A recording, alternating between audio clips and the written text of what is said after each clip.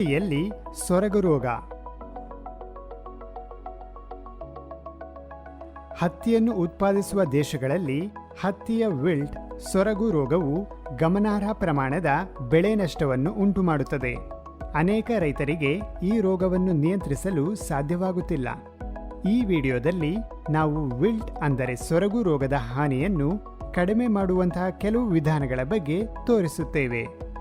ಸೊರಗು ರೋಗವು 7.6 ರಿಂದ 8ರಷ್ಟು pH ಹೊಂದಿರುವ ಕಪ್ಪು ಹತ್ತಿ ಬೆಳೆಯುವ ಮಣ್ಣಿನಲ್ಲಿ ಕಂಡುಬರುತ್ತದೆ. ಹಗುರ ಅಥವಾ ಮೆದು ಮಣ್ಣುಗಳಲ್ಲಿ ಇದು ವಿರಳವಾಗಿ ಕಂಡುಬರುತ್ತದೆ.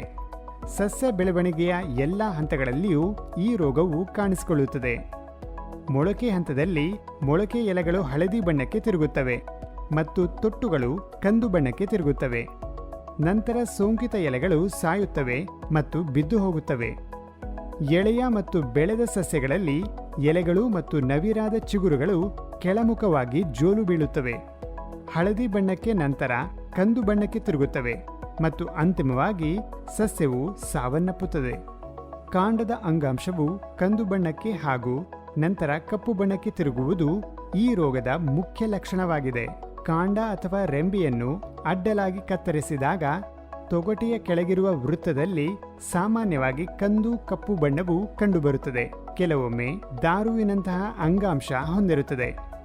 ತೀವ್ರವಾದ ಪರಿಸ್ಥಿತಿಗಳಲ್ಲಿ ಈ ಬಣ್ಣವು ಬೇರುಗಳಿಂದ ಹಿಡಿದು ಕಾಂಡ, ಕೊಂಬೆಗಳು, ಎಲೆಗಳು, ತೊಟ್ಟುಗಳು ಮತ್ತು ಪುಷ್ಪ ಮಂಜರಿಗಳವರೆಗೆ ಸಸ್ಯದಾದ್ಯಂತ ವಿಸ್ತರಣೆ ಹೊಂದಬಹುದು. ವಿಲ್ಟಿಂಗ್ ಅಥವಾ ಸೊರಗುವಿಕೆಯು ಹೆಚ್ಚಾಗಿ ಕ್ರಮೇಣ ಬೆಳವಣಿಗೆ ಹೊಂದುತ್ತದೆ.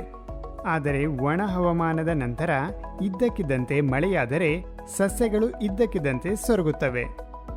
ಪ್ರಾಥಮಿಕವಾಗಿ ರೋಗದ ಸೋಂಕು ಮಣ್ಣಿನಲ್ಲಿರುವ ರೋಗಕಾರಕ ಶಿಲೀಂಧ್ರ ಕಣಗಳಿಂದ ಉಂಟಾಗುತ್ತದೆ.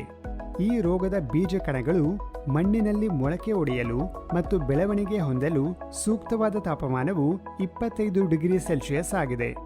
ಆದರೆ 30 ಡಿಗ್ರಿ ಸೆಲ್ಸಿಯಸ್ ತಾಪಮಾನದಲ್ಲಿ ಬೀಜ ಕಣಗಳ ಸಂಖ್ಯೆಯು ವೇಗವಾಗಿ ಅಧಿಕಗೊಳ್ಳುತ್ತದೆ. ಹೆಚ್ಚಿನ ಆರ್ದ್ರತೆಯ ವಾತಾವರಣದಲ್ಲಿ ಬೀಜ ಕಣಗಳು ಮೊಳಕೆ ಒಡೆಯುವಿಕೆ ಮತ್ತು ಬೆಳವಣಿಗೆ ಉತ್ತಮವಾಗಿರುತ್ತದೆ. 80%ಕ್ಕಿಂತ ಕಡಿಮೆ ತೇವಭರಿತ ವಾತಾವರಣ ಯಾವುದೇ ಬೀಜ ಕಣಗಳು ಮೊಳಕೆ ಒಡೆಯುವಿಕೆ ಸಾಧ್ಯವಿರುವುದಿಲ್ಲ. ಮಣ್ಣಿನಲ್ಲಿ ಗರಿಷ್ಠ 40% ತೇವಾಂಶವನ್ನು ಹಿಡಿದಿಟ್ಟುಕೊಳ್ಳುವ ಸಾಮರ್ಥ್ಯವು ಇರುವಾಗ ಮತ್ತು 5.6 ರಿಂದ 7.2 pH ಹೊಂದಿರುವಾಗ ಮೈಸೀಲಿಯಲ್ ಶಿಲೀಂಧ್ರ ಬೆಳವಣಿಗೆ ಹೊಂದುತ್ತದೆ. ಸೊರಗು ರೋಗದ ನಿರ್ವಹಣೆ ಮಾಡಲು ರೋಗವನ್ನು ತಡೆದುಕೊಳ್ಳುವ ತಳಿಗಳೊಂದಿಗೆ ಬೆಳೆ ಬದಲಾವಣೆ ಮಾಡಬಹುದು ಮತ್ತು ರೋಗಕ್ಕೆ ಆಶ್ರಯ ನೀಡಿದ ಬೆಳೆಗಳನ್ನು ಬೆಳೆಯುವ ಮೂಲಕ ರೋಗಾಣುಗಳನ್ನು ಪರಿಣಾಮಕಾರಿಯಾಗಿ ನಿರ್ವಹಣೆ ಮಾಡಬಹುದಾಗಿದೆ. ಬೇಸಿಗೆಯಲ್ಲಿ ಜಮೀನುಗಳನ್ನು ಆಳವಾಗಿ ಉಳುಮೆ ಮಾಡುವುದನ್ನು ಅನುಸರಿಸಬೇಕು. ಸಾರಜನಕಯುಕ್ತ ರಸಗೊಬ್ಬರ ಬಳಕೆಯನ್ನು, ಅದರಲ್ಲೂ ವಿಶೇಷವಾಗಿ ಅಮೋನಿಯಂ ನೈಟ್ರೇಟ್ ಬಳಕೆಯನ್ನು ತಪ್ಪಿಸಬೇಕು ಮತ್ತು ಯೂರಿಯಾ ಅಥವಾ ಅಮೋನಿಯಂ ಸಲ್ಫೇಟ್ ಬದಲಿಗೆ ಕ್ಯಾಲ್ಸಿಯಂ ಅಮೋನಿಯಂ ನೈಟ್ರೇಟ್ ಗೊಬ್ಬರವನ್ನು ಬಳಸಬೇಕು. ಪೊಟ್ಯಾಷಿಯಂ ರಸಗೊಬ್ಬರಗಳ ಬಳಕೆಯನ್ನು ಸಹ ಪ್ರೋತ್ಸಾಹಿಸಬೇಕು. ಪ್ರತಿ ಕೆಜಿ ಬೀಜಕ್ಕೆ 2.5 ರಿಂದ 3 ಗ್ರಾಂ ಥೈರಾಮ್ 75 WS ನಿಂದ ಬೀಜೋಪಚಾರ ಮಾಡಬೇಕು. ಇದು ಮೊದಲ ಕೆಲವು ದಿನಗಳವರೆಗೆ ನಿಮ್ಮ ಬೆಳೆಗಳನ್ನು ಸೋಂಕಿನಿಂದ ಸಂರಕ್ಷಿಸುತ್ತದೆ. ಆದ್ದರಿಂದ ರೈತ ಬಾಂಧವರೇ, ನಿಮ್ಮ ಹತ್ತಿ ಬೆಳೆಯು ಸರಿಯಾದ ಮಣ್ಣಿನಲ್ಲಿ ಮತ್ತು ಹವಾಮಾನದ ಪರಿಸ್ಥಿತಿಗಳಲ್ಲಿ ಬೆಳೆಯುವುದನ್ನು ಖಚಿತಪಡಿಸಿಕೊಳ್ಳಿ ಮತ್ತು ಲಾಭದಾಯಕ ಇಳುವರಿಗಾಗಿ ಅಗತ್ಯವಿರುವ ರಸಗೊಬ್ಬರಗಳನ್ನು ಒದಗಿಸಿ.